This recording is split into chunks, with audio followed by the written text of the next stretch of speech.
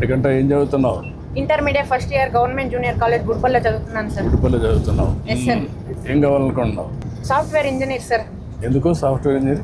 ఏమన్నా చదువుకుని ఉన్నారు మీ ఇంటి మీ ఊర్లో పక్కన కానీ ఎక్కడన్నా? ఉన్నారు సార్.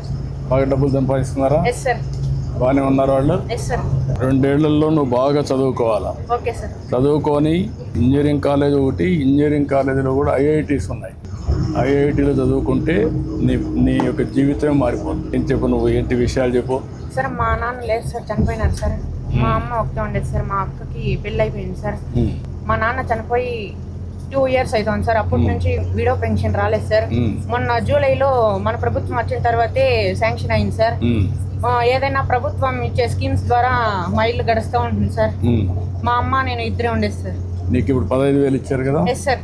మధ్యాహ్నం కూడా భోజనం పెడుతున్నారు కదా? Yes sir. కాలేజ్లో మంచిగా సన్న బియ్యంతో చేసినటువంటి అన్నం పెడుతున్నారు. అక్కడ బాగా చదివిస్తున్నారు. అన్ని పుస్తకాలు ఇచ్చారు. డొక్కా సీతమ్మ మధ్యాహ్న పథకం కింద అన్నం కూడా పెడుతున్నారు. Yes sir. అన్ని ఇంకా నీ బాధ్యత ఏంటి? బాగా చదువుకోవాలి. Yes sir. నమ్మకాన్ని బాగా చదువుకుంటాను. Yes sir. బాగా చదువుకో, మళ్ళీ నేను చూస్తా. Okay sir. మీ ఊరికి వచ్చినప్పుడు కనుక్కుంటా మళ్ళా. Yes sir. ఓకే. మీ నాన్న లేడు, అమ్మ ఒకటే ఉంది. అందుకే 4,000 రూపాయలు పింఛన్ ఇచ్చాం.